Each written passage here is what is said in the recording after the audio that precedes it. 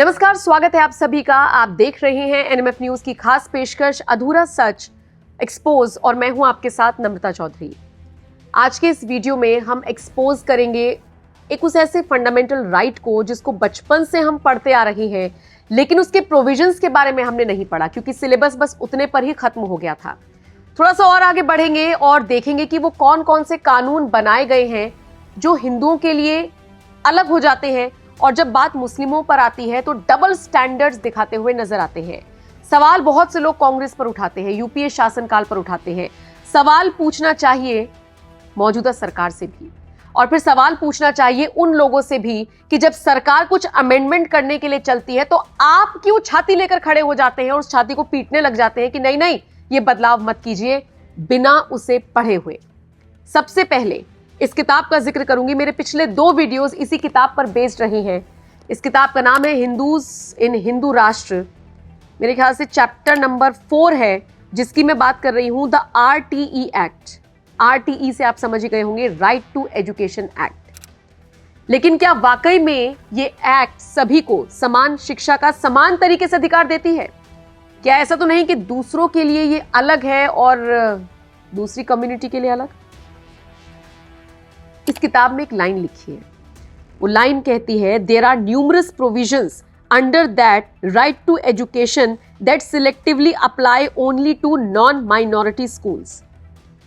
इस एक्ट के अंडर ऐसे न्यूमरस यानी न जाने कितने प्रोविजंस हैं जो नॉन माइनॉरिटी स्कूल्स यानी कि गैर इस्लाम जो है उन स्कूल्स पर लागू होते हैं। पहले तो इन 3 लाइनों को पढ़कर मुझे लगा कि शायद हो सकता है कि हिंदुओं को कोई स्पेशल प्रिविलेजेस मिला हुआ हो, लेकिन आगे जाकर जब मैंने पढ़ा तो मुझे पता लगा कि नॉन माइनॉरिटी स्कूल्स को जो प्रोविजंस के तहत रखा गया है वो फायदेमंद नहीं, वो बेहद नुकसानदायक है। जैसे 2017 में नेशनल इंडिपेंडेंट स्कूल अलायंस यानी नीसा ने एक लिस्ट बनाई स्कूल्स की।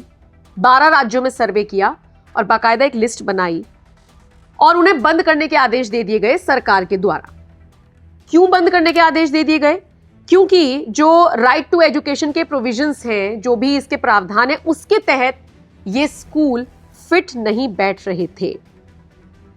अब इसके लिए आपको डिटेल में राइट टू एजुकेशन एक्ट को पढ़ना होगा, इसके प्रोविजंस को पढ़ना होगा, लेकिन इस किताब में सीधे सीधे तौर पर लिखा है कि सोचिए नॉन माइनॉरिटी स्कूल्स पर किस तरीके से चाबुक चला कि 12 राज्यों के कई स्कूलों को बंद कर दिया गया क्योंकि वो उस प्रावधान पर ठीक नहीं बैठ रहे थे, फिट नहीं बैठ रहे थे। मसलन एक क्राइटेरिया होता होगा, उस क्राइटेरिया पर फिट नहीं बैठ रहे थे।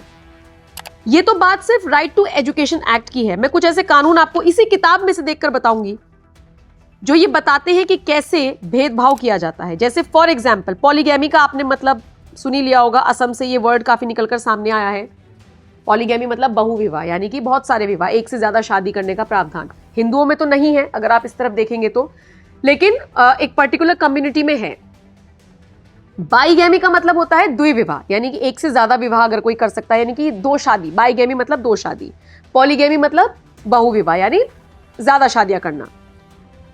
इंडियन लॉ के according bigamy under section 494 of IPC ban है।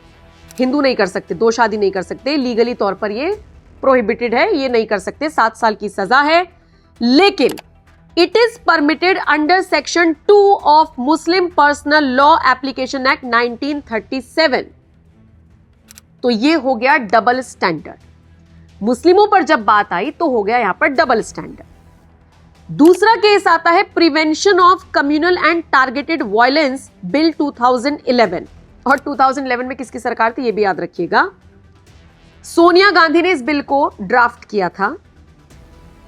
ये बिल बहुत ज्यादा डिटेल में तो नहीं, लेकिन मैं आपको मोटे मोटे तौर पर बस ये बता सकती हूं कि एक तरीके से ये चीज पेश की गई है कि जो मेजॉरिटी में है वो कैसे विक्टिम हो सकते हैं। माइनॉरिटीज तो विक्टिम होंगी। मतलब अगर हिंदुओं की एक बड़ी तादाद में कोई शोभा यात्रा निकाली जा रही है, कुछ माइनॉरिटीज वहां पर कोई कुछ ऐसी हरकत कर दें, झड़प हो जाए, तो माइनॉरिटीज को विक्टिम कहा जाएगा, मेजॉरिटी को नहीं।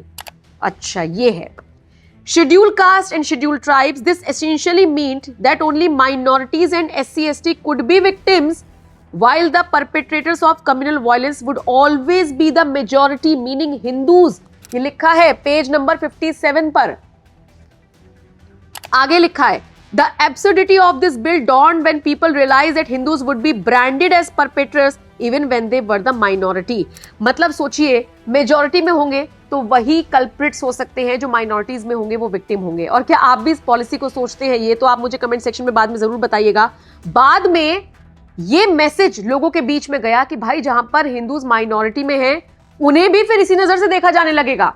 जैसे कि आप कश्मीर का एग्जाम्पल ले रखा है इस किताब में, पंजाब और केरल का ले रखा है जहां पर SC ST were subtracted from the Hindu population. मतलब देखिए वो हिंदू जो 30-32 साल से लड़ रहे हैं अपने हक के लिए, मैं कश्मीरी हिंदुओं की बात कर रही हूं, उनके लिए कोई आवाज बुलंद नहीं करेगा। सो कॉल्ड माइनॉरिटी वहां पर थी, लेकिन वहां पर जो पूरा जेनोसाइड हुआ उसके लिए कभी आपने खुले तौर पर मुस्लिमों को या किसी पर्टिकुलर कम्युनिटी को टारगेट करते हुए किसी नेता को देखा? नहीं देखा होगा। According to this bill these crimes could not have happened because the minority could not have committed them। अब बिल तो यही कहता है कि माइनॉरिटीज कभी भी इस तरीके का क्राइम कर ही नहीं सकती क्योंकि वो तो विक्टिम है। ये हमारा कानून कहता है, पेज नंबर 57 और 58 पर पूरी तरीके से इसमें इलेबोरेट किया गया है, जो बेहद शर्म की बात है। आगे आइए, बहुत साल पहले जिन्होंने इंडिया पर राज किया, हिंदुइज्म को लेकर ही सारे रिफॉर्म्स लाए गए। मंदिर तोड़े गए, किसके तोड़े गए? हिंदुओं के।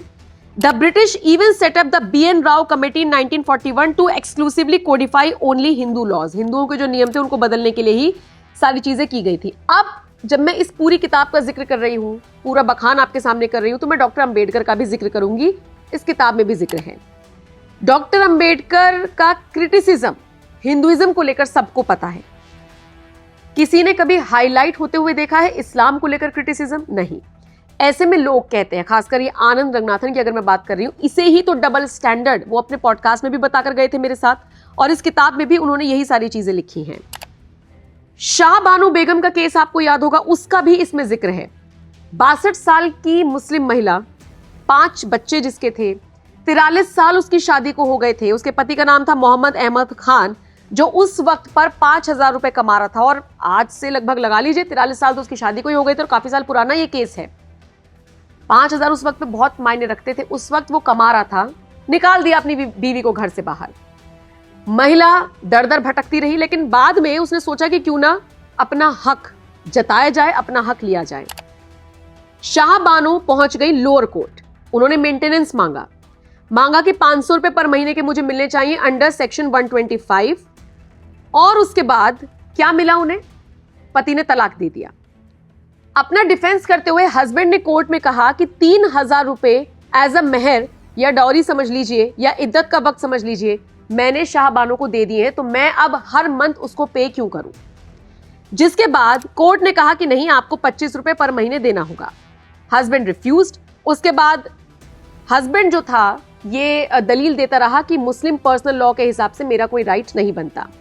खैर, ऊपर वाली कोर्ट में मामला पहुंचा तो फिर उसके बाद कोर्ट ने फैसला सुनाया कि शाह बानो को लगभग 179 रुपए देने होंगे under section 125। Husband supreme court पहुंच गया तो सुप्रीम कोर्ट ने भी हाई कोर्ट का फैसला बरकरार रखा और उसके बाद काफी साल केस लड़ने के बाद यह फैसला लिया गया कि शाह बानो को मंथली गुजारा भत्ता देना होगा उसके पति को। ये एक केस था, लेकिन ऐसी कितनी शाह बानो आगे आती है? मुझे लगता है ना के बराबर। हालांकि अगर हम मौजूदा दौर की बात करें तो बहुत सारी महिलाएं आगे फिर भी आने लगी हैं, लेकिन शरिया कानून देखिए, महबूबा मुफ्ती जैसी महिलाएं अगर शरिया कानून की हितैषी बनेंगी तो फिर आम मुस्लिम किस तरीके से सोचेगा, इसका अंदाजा आप लगा सकते हैं। और डिटेल में अगर पढ़ना चाहते हैं तो ये किताब आपके सामने है ही। बाकी आपको क्या लगता है कि क्या वाकई में अब वक्त आ गया है इन कानूनों में बदलाव करने का? और अगर मोदी सरकार बदलना चाहती है तो फिर हाथ में कॉन्स्टिट्यूशन की कॉपी लेकर लोकतंत्र खतरे में है, संविधान को खत्म कर देंगे जैसा नैरेटिव जो लोग फैलाते हैं, उनका क्या करेंगे? सही और गलत की पहचान मुझे ऐसा लगता है कि अब हम पर ही छोड़ दी गई है। नेताओं के भरोसे रहेंगे तो हमेशा गच्चा खाएंगे, खाते आए हैं और इसी तरीके से खाते रहेंगे। बहरहाल ये वीडियो आपको कैसा लगा, कमेंट सेक्शन में अपनी राय हमें जरूर दीजिए।